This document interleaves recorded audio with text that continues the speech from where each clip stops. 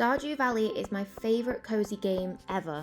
You may have noticed that I've not posted in a couple of weeks. That's because unfortunately I've been quite ill and I've been spending a lot of time at my boyfriend's house where I don't have my PC. One of the only games my poor little MacBook would run is Stardew Valley, and being able to sit in bed while sick with a hot water bottle playing Stardew Valley in the middle of autumn is probably the best time I've had being sick in my life. So of course, across my hundreds of hours of Stardew Valley, I have obviously experimented with some mods. Big mods like Stardew Valley Expanded are amazing, but I have been more focused on quality of life and aesthetic mods, which I'm going to be here to show you today. Before we start though, really quickly, please make sure to go and check out my socials, they are on the screen now, and also please check out my boyfriend's YouTube channel, his link will be in the description. Okay, so let's start with the first Stardew Valley mod that I have been loving recently. So I have been loving Daisy Nico's Earthy recolor. This is just as it suggests, an recolor of the entire of Stardew Valley. The art style and artwork in Stardew Valley is of course amazing and beautiful, as well as the fact it was only done by one person, so of course it's very impressive. But sometimes if you're not feeling good and you just want to chill out, the bright colours of Stardew Valley can be a bit much, so this is a recolor that makes everything a bit more desaturated and a bit more earthy toned, a bit more like a farm game you kind of would expect to be. For me, this is like the one mod that I basically have to use whenever I play Stardew Valley, just because I love the way it looks so much. Like, I love every single mod that I'm going to tell you in this video, but this one in particular, like, I could play just this one and be happy, do you know what I mean? I don't need all the other ones as long as I've got my Earthy recolor. It changes the way that every single season looks, so, well, by season, I mean kind of like the grass. It's the grass and the tillable land that kind of look a bit different, and it just looks very, very aesthetically pleasing, and I love it a lot.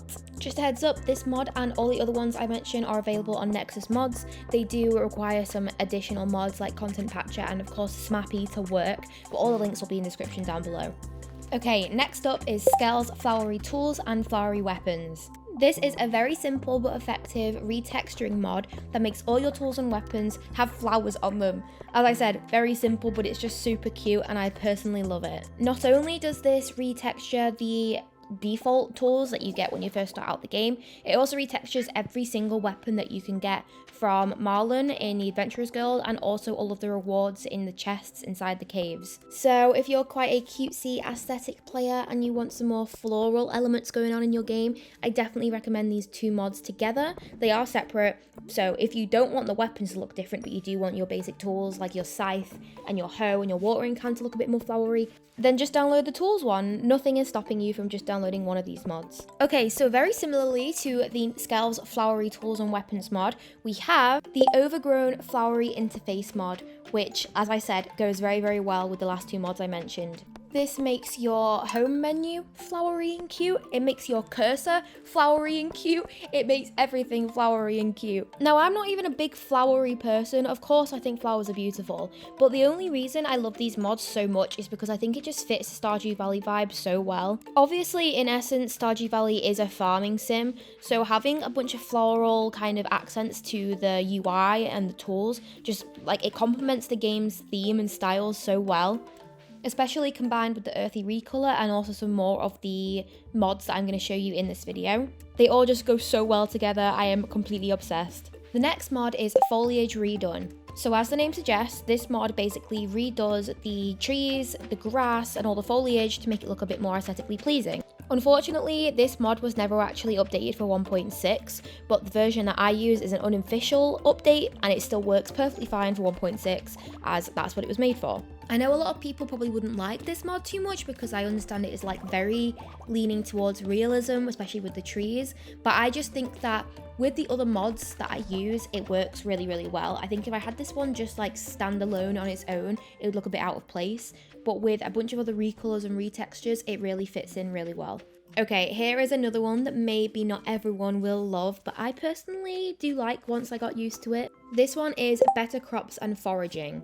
It basically remakes all of the crops and forageables and makes them look nicer, I guess, more realistic. The reason I say maybe not everyone would be a fan of this one is because it does adjust the way the items look quite a lot. So I think that, you know, it takes a lot to get used to, because I feel like the original textures for the Stardew Valley crops and forageables are so recognizable. Like, you see a dandelion, you know it's a dandelion because that texture is just so iconic. But this changes it up quite a bit. It makes them look a bit more realistic, which I do like. And like, as I've been saying, it goes really well with the other mods that I've included in this video. And it's another one that standalone probably wouldn't make much sense, because it just kind of, it can confuse you a little bit. I think the part that has confused me the most is plums and apples. They look so similar, I always get so confused. But besides all that, I do think it's a really nice mod. And if you're just a little bit bored of the way that Stardew looks originally and you want something to mix it up, this is definitely a good one, because obviously crops and forageables are a huge part of the game. Okay, next up is I'm going to pair these two together, Medieval Buildings and Wayback Pelican Town. These two work so well together to retexture all of the buildings in both your farm and also Pelican Town. Medieval Buildings makes your farm buildings look a little bit more rustic and kind of like farm buildings, and are just a bit more aesthetically pleasing. They're, I would say, nicer coloured. I really like them. And Wayback Pelican Town does the exact same thing, but obviously in Pelican Town. The textures are obviously slightly different, but they work very well together. And if you are a big Stardew Valley Expanded player, these mods also have versions for the expanded buildings, which is really cool. Next up is Gwen's Paths. This mod very simply just makes the paths in the game look a bit more aesthetically pleasing, especially combined with the Earthy recolor mod. It kind of makes it match the ground a little bit better, if that makes any sense. I feel like with the Earthy recolors mod, it makes the grass and the tillable ground look a little bit less saturated. So then using the vanilla originally textured paths on top of that can look a little bit obnoxious. So having this mod kind of just like makes everything so much more cohesive, and I really like it. It makes my farm look a lot more put together.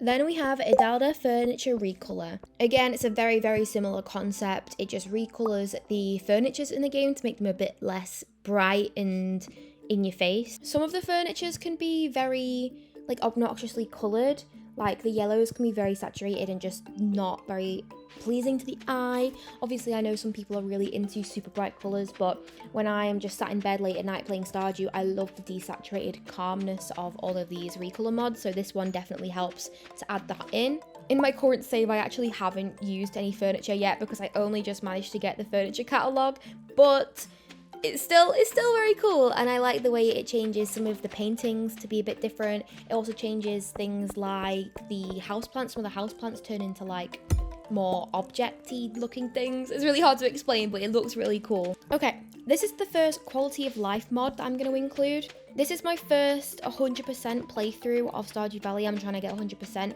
and I want to do it as vanilla as possible. So I've not been using a bunch of quality of life mods apart from this one. The rest of them are just all aesthetics that don't actually change the game at all. But this one is super helpful, and it also does just add aesthetics in my opinion.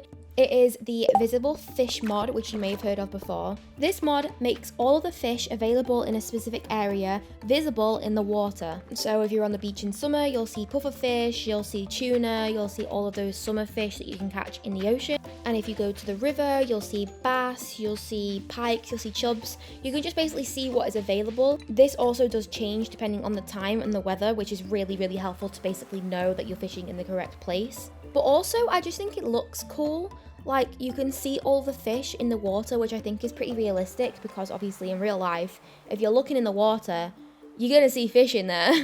And it doesn't enhance the game too much. Like, if you purposely put your bobber on top of a fish, it's not guaranteed you can get that fish. The chances are still completely equal. It just shows you what is available in the fish pool, which I think is super helpful, but not too much to the point where it makes the game too easy. Okay, so carrying on with the water theme, we have Dynamic Reflections. This is such a simple mod that just makes the game look nicer to me, and it works on every NPC as well. If you or an NPC stands north of any pool of water, you'll be able to see your reflection in it, which I think is so cute. It reflects exactly what your character is wearing too, including trinkets. So you can see my little fairy in the water, which is so cute. As I said, it's just such a simple mod that just enhances the way that the water looks so much. And this combined with the visible fish, I love it. I love it so much. I love fishing and being able to see what's around me and see myself in the water. Oh, it's just so cute. I love it.